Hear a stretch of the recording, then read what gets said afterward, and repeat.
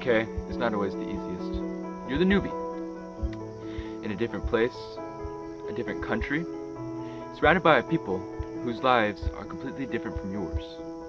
Immersed in a culture that is not the one you grew up in. But you're here for a reason. You're here to spread the gospel.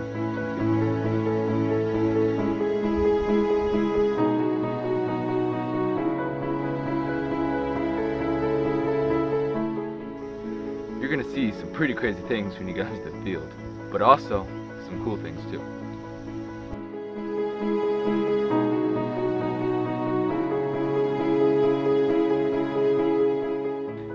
You'll probably eat some crazy things too, from rats to intestines, depending on where you are.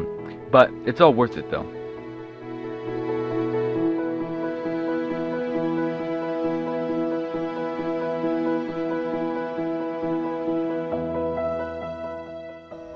But it won't be easy though.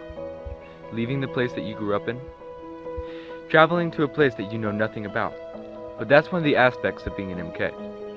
Leaving your comfort zone, but pursuing something greater.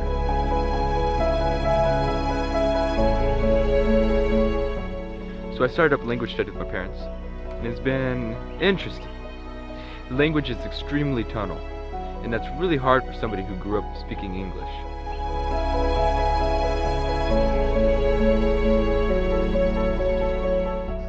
Recently, I've been having a really hard time learning the language.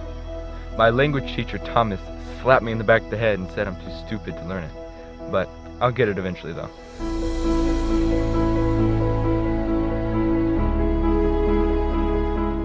About 50% of the Ugandan population is under the age of 15. And in our village, the kids around that age, most of them are illiterate. So I've begun a youth group. I have about 10 kids who come regularly. And I began teaching the basics of reading. We make paper mache crafts, and it's like the uniforms of the youth group.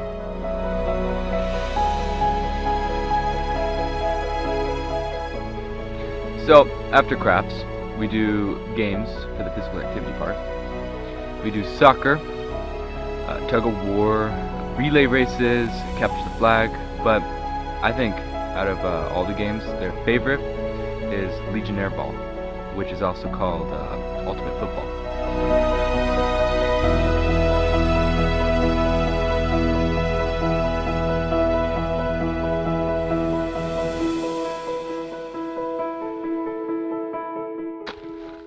They play soccer so much, in fact, that you can see the soccer field from outer space.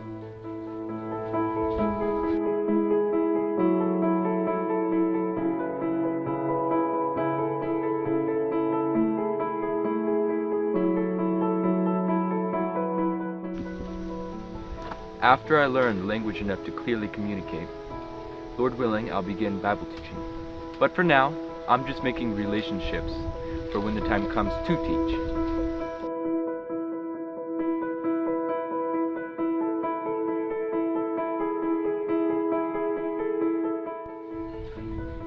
In the dry season, it seems everybody's making bricks. I'm helping my friend Thomas here make his bricks. I learned that there's a 6-step process. Step 1, you dig a hole.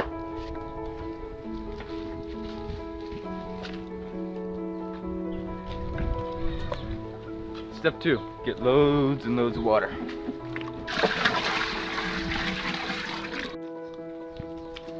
Step 3, turn the dirt into mud. Step 4, put the mud into the molds and shape it into bricks.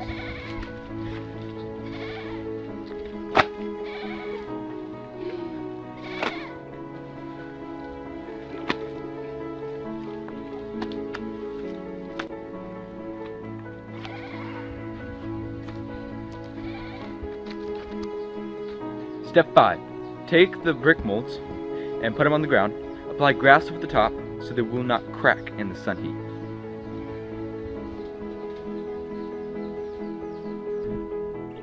Step 6. Take the firewood, put it in those holes, plaster the whole thing in mud and burn it. There really is wildcat here. I caught it on video.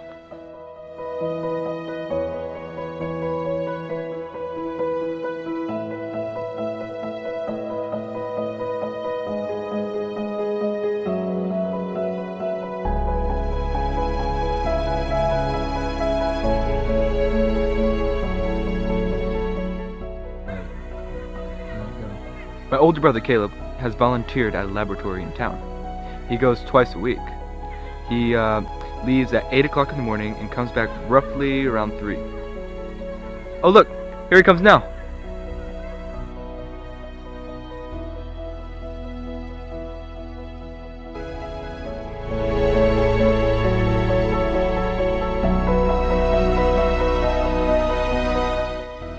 And that's fun and all, but that's not why we're here.